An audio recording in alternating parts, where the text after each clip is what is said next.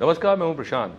अगर हम हिंदी सिनेमा की बात करें तो एक वक्त था जब लोग कहते थे कि अगर फिल्म की कहानी में माँ ना हो तो फिल्म कामयाब नहीं होती, और फिर आपको उस सिनेमा में गाए बगाए आपको माँ नज़र आती रहती थी। लेकिन अभी एक फिल्म आई है जो माँ के संघर्ष को दिखाती है, और ऐसा संघर्ष जो लोगों ने जब देखा तो वो चौंक गए, क्योंकि ये कहानी शायद किसी को नहीं पता थी। ये जो हादसा था शायद किसी को नहीं पता था, और अब इस फिल्म के ज़रिए यानी कि मिसेस चैटर्जी वर्सेस नॉर्वे के ज़रिए वो सबके सामने आई है। और हमारे साथ बात करने के लिए उस फिल्म में माँ का किरदार निभा रही रानी मुखर्जी हमारे साथ हैं। बहुत बहुत शुक्रिया बात करने के लिए। Thank you. जिस तरह से फिल्म की लोग तारीफ़ कर रहे हैं, और लोग जाके, कल भी मैं कहीं बैठा था और मैंने सुना क्या सुना है अच्छी फिल्म है, जाके देखनी चाहिए, तो क्या आपको महसूस तो अच्छा ही हो रहा होगा, बट एक कहते हैं आपको कहते हैं श्योरिटी कि अच्छा काम हमेशा बिकता है, कंटेंट है तो अच्छा हमेशा लोग देखते हैं। आई थिंक ये बिलीफ मेरा हमेशा से है कि एक अच्छी कहानी या एक अच्छी जो एक फिल्म है, it will always find its audience. और ये फिल्म के रिएक्शंस और ये कलेक्शंस के बाद I think it's even more heartening to know कि what I thought in my heart is true. क्योंकि जिस तरह का माहौल बन चुका है पोस्ट पैंडमिक, जिस तरह से लोग स्केप्टिकल हो गए, बहुत ही मतलब सिनिसिज्म आ गया है। तो पिक्चर के रिलीज़ के पहले भी मुझे नहीं लगता कि काफ़ी लोगों ने ज़्यादा सोचा होगा कि ये फिल्म अच्छी करेगी कि नहीं करेगी, कि शायद ये OTT कंटेंट है, जैसे कि आजकल बहुत ही फैशनेबल हो गया बोलने को कि ओ दिस इज़ OTT कंटेंट। तो मैं बहुत मतलब ग्रेटफुल हूँ, थैंकफुल हूँ कि लोग ये फिल्म को चांस दे रहे हैं, ये फिल्म को अपने मेहनत की कमाई स्पेंड करके आ रहे पिक्चर थिएटर में देखने। फॉर मी ये बहुत बड़ी बात है कि पोस्ट पैंडमिक टाइम में हमारी ये जो कंटेंट बेस्ड फिल्म्स है, ये बहुत सारे और फिल्म मेकर्स को एम्पावर करेगी कि अच्छी कहानियाँ अगर हम लेके आएंगे दर्शकों तक, तो I am sure they will find its audience. क्योंकि हर टाइम सिर्फ बड़ी फिल्म ही नहीं बना सकते लोग, क्योंकि इतनी बड़ी फिल्में बनाने के लिए प्रोड्यूसर्स के पास पैसे भी होने चाहिए, बिल्कुल, जो मतलब पॉसिबल ही नहीं है, और जो हमारे हिंदी फिल्म इंडस्ट्री के लिए हेल्दी भी नहीं है, क्योंकि एक अलग टाइप की फिल्में बनना ज़रूरी है। ज़रूरी। आप मेरी बात को सेकंड कीजिए अगर आपको सही लगती है। मैं बहुत वक्त से ये बात कह रहा हूँ कि प्रॉब्लम ये नहीं है कि आप बड़ी फिल्म बना रहे हैं, छोटी फिल्म बना रहे हैं, प्रॉब्लम ये है कि हम कहीं इमोशन और ड्रामा जो हमारे सिनेमा में था हम वो भूल चुके हैं। और जब मैं ये फिल्म देख के आया तो मुझे किसी ने पूछा कि क्या लगता है चलेगी, मैंने कहा मुझे लगता है चलेगी, बिकॉज वो जो इमोशन है, माँ का इमोशन, जो माँ है उसके साथ भी जुड़ेगा, जो नहीं है बनेगी उसके साथ भी जुड़ेगा, जो बच्चे हैं उसके साथ भी जुड़ेगा, और जो बड़े हैं उनके साथ भी जुड़ेगा। तो मैं सबसे पहले आपसे यही पूछूंगा कि जब आप शूट कर रही थी फिल्म, कितनी बार ऐसा हुआ कि आपको अपने आंसू रोकने के लिए मशक्कत करनी पड़ी? बहुत बार ऐसा हुआ है, क्योंकि मैं सागरिका की ये जो कहानी है, जो जर्नी है, मैं बहुत अटैच्ड थी। मैं सागरिका से मिली नहीं थी, लेकिन as a Indian citizen I was very shocked when I heard a story. Me too. क्योंकि मुझे बहुत दुख हुआ कि एक इंडियन को एक बाहर के देश में ये महसूस करना पड़ा, और she had to go through this ordeal. And being a Bengali woman myself, to think of why this happened with her, that was even more shocking for me.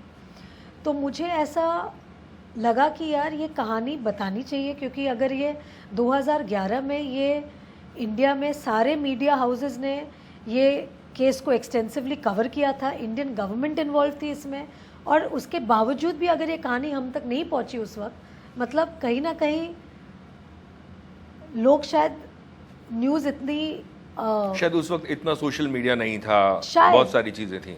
तो ये टाइम पे जब ये कहानी मेरे पास आई तो मुझे ऐसे, मैं इतनी जुड़ गई फिल्म के कहानी के साथ कि मुझे ऐसे लगा इन माई हार्ट कि मुझे ये फिल्म के साथ जुड़ना है, मुझे ये कहानी बतानी है लोगों तक और ये पहुंचानी है। क्योंकि सागरिका की तरह बहुत से ऐसे पेरेंट्स, माँ बाप अभी भी है जो अपने बच्चों से अभी तक मतलब जुदा है।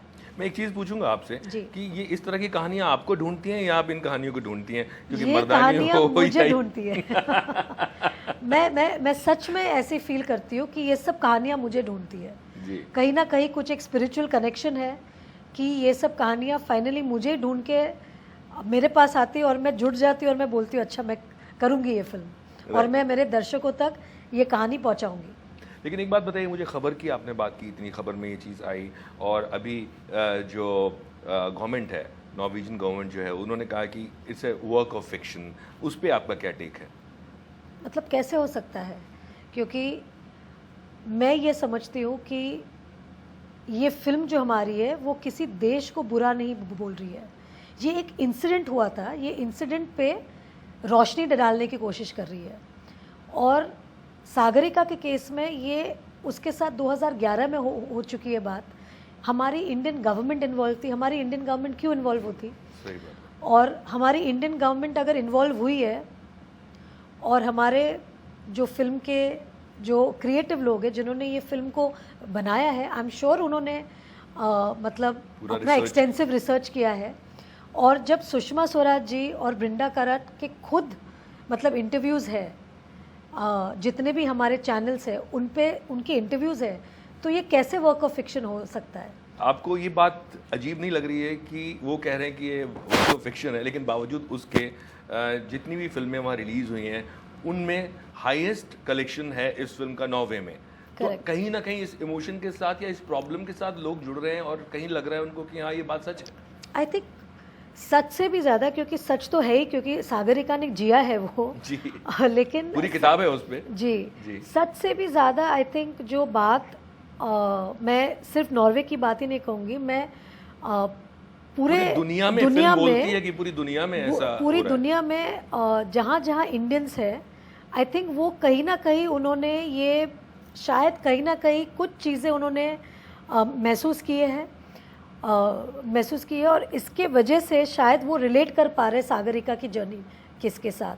तो I think it is more important that वो जो कॉन्वर्सेशंस है वो खुले, चैटर और जितने बच्चे हैं जो अपने माँ बाप से अभी भी बिछड़े हुए हैं, मैं तो यही प्रार्थना करूँगी कि जस्टिस इज सर्व्ड और वो बच्चे अपने माँ बाप के साथ वापस मतलब जुड़ जाए। किस तरह के कॉम्प्लीमेंट्स अभी तक फ़ोन कॉल्स आपको आए हैं? बहुत ही अच्छे हैं, मतलब मेरे एक करियर ऐसा में बताइए जो जिसने आपको थोड़ा सा हिलाया हो, या थोड़ा सा कि यार अच्छा ऐसे मैंने नहीं सोचा था। रेखा जी का ट्रेलर देखने के बाद मुझे रोते हुए फ़ोन आया था, और मैंने कभी भी रेखा जी को रोते हुए नहीं देखा था। और जिस तरह से जी, और जिस तरह से वो रो पड़ी तो मैं डर गई। मैं लेटी हुई थी बिस्तर पे, और जब उनका फ़ोन आया मैं लिटरली बिस्तर से मैं उठ गई, क्योंकि मुझे डर लग गया कि वो रो क्यों रही है। और फिर उन्होंने जिस तरह से मुझे ट्रेलर के बारे में बोला, और अभी उन्होंने फिल्म भी देखी है, और जिस तरह से उन्होंने मुझे आशीर्वाद दे के कहा, और जिस तरह से मुझे प्यार दिया ये फिल्म के बाद, आई थिंक ये सब चीज़ें मेरे लाइफ के लिए एक बहुत ही एक मतलब मेमोरेबल चीज़ होगी। राइट, वो अपने आप में एक बहुत बड़ी एक्ट्रेस है जी। लेकिन मैं आपसे पूछूं कि आप हम बात करें, चाहे हिचकी की बात करें, चाहे हम मर्दानी की बात करें, या हम इस फिल्म की बात करें, स्ट्रॉन्ग कैरेक्टर्स हैं बहुत, एंड रानी हरसेल्फ मुझे लगता है कि बहुत स्ट्रॉन्ग कैरेक्टर है। मैं ये नहीं पूछूंगा कि कितनी सिमिलैरिटी है, but what will you say about that? मैं यही कहूँगी कि समवेयर मैंने हमेशा यही चाहा है as a Indian girl, as a Indian citizen, I love to portray strong Indian women on screen, because मैं ग्लोबल ऑडियंस को दिखाना चाहती हूँ कि हमारी जो औरतें हैं वो किस मिट्टी की बनी है। और इसीलिए मैं ऐसे किरदारों से जुड़ जाती हूँ जो एक रियल लाइफ हीरो है। और सागरिका के केस में वो इस फिल्म की रियल हीरो है। उन्होंने ये लड़ाई सच में मतलब लड़ी है, she has been through that. और सागरिका का फिल्म देखने के बाद जो रोना मैंने देखा, और जिस तरह से उन्होंने मुझे गले लगाकर बोला कि I have seen you live my life, I have seen like I felt as if मैंने वो जो इमोशन से मैं गुजरी हूँ वो सब मैंने फील किया। तो मेरे लिए उससे बड़ी बात नहीं हो सकती कि जिनकी कहानी के ऊपर मैंने ये फिल्म की है, तो जिनके जर्नी से जुड़ के मैंने ये फिल्म की भूमिका निभाई है, उनको अगर ये फिल्म अच्छी लगी है तो मुझे उससे बड़ी बात नहीं लगती है। और मैं हमेशा यही कोशिश में रहूँगी कि जो भी फिल्में मैं करूँ, जो भी किरदार मैं करूँ, मैं हमेशा ऐसे किरदार करूँ जो हमारी हिंदुस्तानी महिला को एकदम ग्लोबल प्लेटफॉर्म में लेके खड़ा करके मैं दुनिया को बोलूँ कि these are the women we are, और हम ये हैं। क्योंकि हमेशा एक फिल्म के ज़रिए ही आप एक कंट्री का वजूद समझ सकते हैं, और जब आप इंडियन विमेन के किरदार को देखते हैं फिल्म्स में तो आपको समझ आता है कि इंडिया इस वक्त किस दौर से गुजर रहा है। लोगों को ये पता लगे कि सिर्फ पुराना ही दौर नहीं था जहाँ पे रानी जो रानी थी वो रानी लड़ा करती थी तलवार लेके, आज की रानी भी तैयार है। पर मुझे ये बताइए कि ये फिल्म के बाद आपको लग रहा है कि पूरी जो दुनिया है इस पूरी प्रॉब्लम से वाकिफ़ होगी, प्लस एक प्रोटेस्ट के तौर पे भी ये फिल्म निकल के आएगी और कहीं ना कहीं गवर्नमेंट सोचने के लिए मजबूर होंगी जहाँ पे भी ऐसा हो रहा है?